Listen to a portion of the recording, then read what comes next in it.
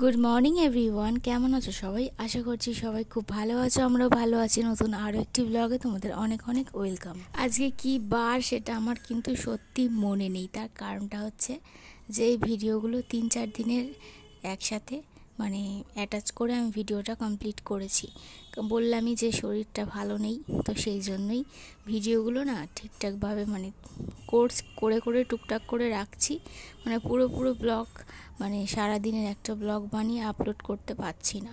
যেই দিনকে ভিডিওটা করেছিলাম সেদিনকে একটু পটল ভেজেছিলাম আর কি, আর ডাল হয়েছিল, আর ভাত হয়েছিল, আলু ভাতে হয়েছিল, আর মা পাঠিয়েছিল হচ্ছে মোচার তরকারি মায়ের হাতে খেতে তো আমার ভীষণ ভালো লাগে, ছোট ছোট চিংড়ি মাছ দিয়ে।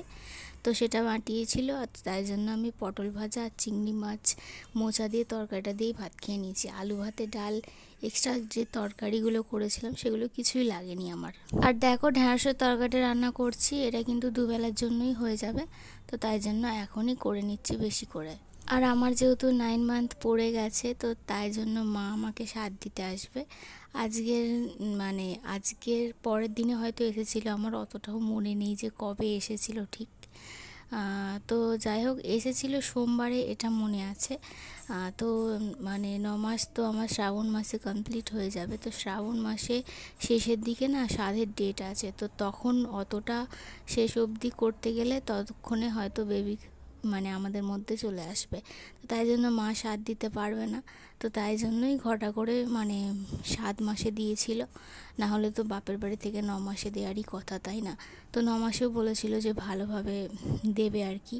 তো আমি বলেছিলাম যে না, দিন যেহেতু নেই, তুমি শুধু ফল মিষ্টিটা নিয়েই চলে আসবে, আর আমি আর ওখানে যাব না। আর তবুও মা আগের দিনে ফোন করে বলেছিল যে ভাজাভুজি করে নিয়ে যাবো কি না, তুই কিছু খাবি কি না, বা তোর জন্য একটু রান্না করে নিয়ে যাবো কি না। আমি বললাম দেখো, অত কিছু করতে হবে না, তুমি শুধুমাত্র ফল মিষ্টিটা নিয়েই চলে আসো, যেটা না দিলেই নয় সেটা দিয়ে দাও। তো সেই জন্যই মা এসেছিল আমাকে সাথ দিতে। আর অনেক দিন থেকে আমার ভাজা পিঠে খেতে ইচ্ছা করেছিল, তাই জন্য মাকে বলেছিলাম, মা আমার জন্য কটা ভাজা পিঠে বানিয়ে এনেছিল। আর এটা মনে হয় স্বাদের আগের দিনের ভিডিও। তো দেখো, রুদ্রর ওষুধ শেষ হয়ে গিয়েছিল, তো সেটাই ও আমাকে দেখাচ্ছে। দেখো, এবারে নতুন ধরনের একটু ওষুধটা দিয়েছে, তো ওষুধটা প্যাকেজটা আলাদা আর কি, সেটাই আমাকে দেখাচ্ছিল। আর ও এনেছে হচ্ছে বাজার থেকে আখের রস, আর সাথে এনেছে হচ্ছে সর্ষের তেল, চাউমিন, যা যা আনতে বলেছিলাম আর কি, তেল, নুন, হলুদ, চানাচুর, তো এই সমস্ত জিনিসগুলো বাজার থেকে নিয়ে এসছে। আর এনেছে আসার পথে আখের রস। তো আখের রসটা আজকে আমি বলছি, আখের রসটা আজকে বেশিই দিয়েছে। তো তোমাদেরকে আগের দিনে দেখিয়েছিলাম, তবে এটা কিন্তু 20 টাকার আখের রস, কিন্তু অনেকটাই দিয়েছে। আর ডাবের জল খাওয়ার থেকে আমার মনে হয় আখের রস খাওয়াই ভালো, কারণ ডাবের জল একদিন এনেও ছিল, এই ভিডিওতেই শেয়ার করা আছে সেটা। কিন্তু ডাবের জল এমনিতেই আমার খেতে ভালো লাগে না, যেহেতু একটু নোনতা নোনতা মতো, মিষ্টি তো একদমই নেই। তারপরে 1 গ্লাস তো দূরের কথা, হাফ গ্লাসই হয়নি, 40 টাকা দাম নিয়েছিল, সে 1 কাপ মতো হয়েছিল। তো তাই জন্য আমি বলেছি যে ডাবের জল আর আনতে হবে না, তুমি ওই আখের রস এনো, ওতেই আমার পেট ঠান্ডা হয়ে যাবে। তো দেখো, এই যে বললামই মা এসেছিলো স্বাদ দিতে, তো সেই স্বাদের যা যা আয়োজন, আগের বারে তো 7 রকম দেখেছিলে, এবারে যেহেতু 9 মান্থ পড়ে গেছে, তাই জন্য 9 মাসের 9 রকমের মিষ্টি, 9 রকমের ফল দিয়ে মা কিন্তু আমাকে 7টা টাইম মতো দিয়ে গেছে। আর এই সমস্ত বিষয়ে না মায়েদেরই আগ্রহটা একটু বেশি থাকে, জানো তো। কার মা না থাকলে এই সমস্ত স্বাদ বলো, যাই বলো, ভালো মন্দ খাওয়া দাওয়া বলো, নিজের পছন্দ মতো কোনো রেসিপি খেতে ইচ্ছা করেছে সেটা করতে বলা, এই সমস্ত কিছু না মাকে বললেই মাই করে দেবে, আর কেউ করতে আসবে না গো। যখন আমি বেবি নিচ্ছিলাম না, তখন আমাকে মা বলতো, আমি যখন থাকবো না তখন নিবি, তখন কে করবে তোর, এখন নিয়ে নে, এখন আমার হাত পা ভালো আছে, আমি করতে পারছি, বাচ্চাটা একটু বড়ও হয়ে যাবে। তো সেইগুলো এখন খুব বেশি বেশি করে মনে পড়ে গো। কারণটা হচ্ছে যে কেউ দেখার নেই গো, মা ছাড়া তো কেউ দেখবে না পৃথিবীতে, তো মাই করবে নিজের মতো করে আর কি। 9 মান্থেও শ্বশুরবাড়ি থেকে সাথ দেওয়ার কিন্তু একটা নিয়ম থাকে, কিন্তু আমার শাশুড়ি তো সে সমস্ত কথা ভুলেই গেছে। তো যাই হোক, আমি আর জোর করে বলতেও যাইনি, করতেও যাইনি। তো 7 মাসে 7টা না দিলে মায়ের কাছে 7 খেতে পারতাম না। তো তাই জন্যই রুদ্র মানে নিজের মতো করে আয়োজন করেছিল, বলেইছিলাম তোমাদেরকে।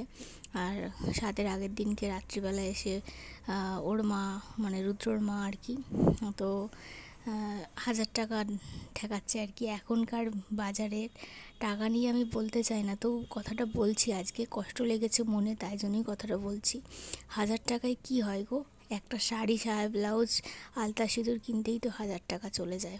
তোমরাই তাহলে বোঝো মানুষ কীরকম।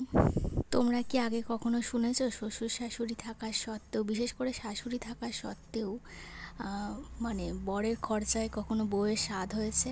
এই প্রথমবার হয়তো তোমরা শুনছো। তো যাই হোক, ওদের যেহেতু দায়িত্ব কর্তব্যের কথা মনে থাকে না, কিন্তু অন্য কিছুর বেলায় ঠিক মনে থাকে।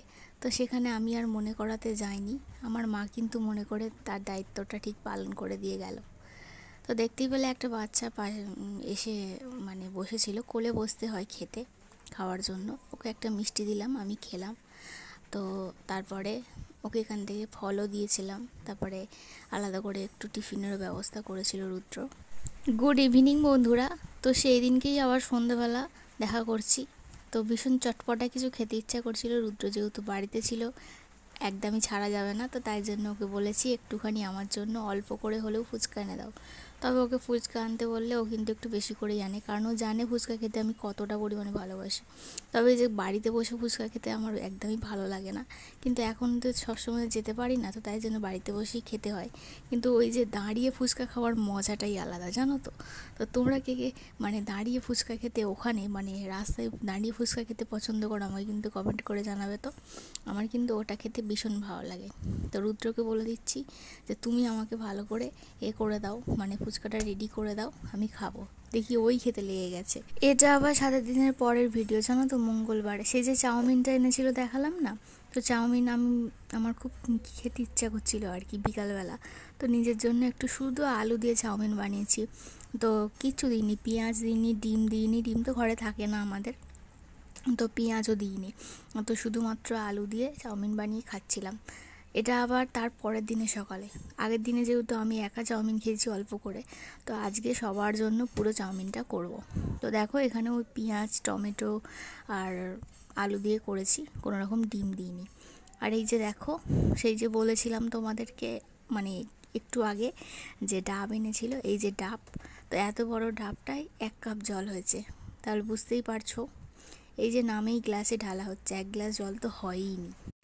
তারপরে দেখো রুদ্র রাত্রিবেলা নিয়ে এসেছিল শসা, কাঁচা লঙ্কা, গাজর। তোকে আনতে বলেছিলাম, কি করব বলে জানো তো, একটুখানি মানে সেই আলু কাবলি টাইপের করব বলে আনতে বলেছিলাম, কিন্তু এই শসা গাজর মানে এমনি মুড়ি মাখিয়ে খেয়েই শেষ হয়ে গেছে বলতে পারো।